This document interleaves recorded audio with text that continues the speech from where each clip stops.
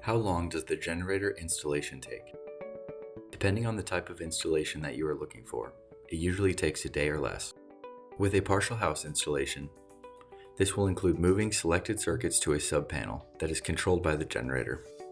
In this style install, we can move one circuit at a time, so the downtime of the main panel is less disruptive. The circuits we move will take 20 minutes per circuit to move.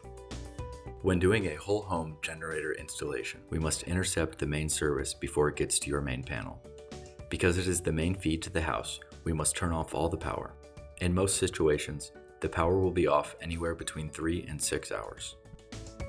The day will usually start on site by 8 a.m., with power back on by 2 or 3 p.m., and completed and tested by 4 or 5 p.m. The only major difference between a partial house and a whole house install is the amount of time the power is out. The rest of the install will stay similar across both styles. We arrive in the morning depending on traffic and light conditions. We will go over the position of the unit and transfer switch to confirm nothing has changed since we quoted the job. After everything is confirmed, we will start the installation. We usually try and cut power within an hour of being on the site. We have a crew of installers that will all start in different areas to help maximize our efficiency.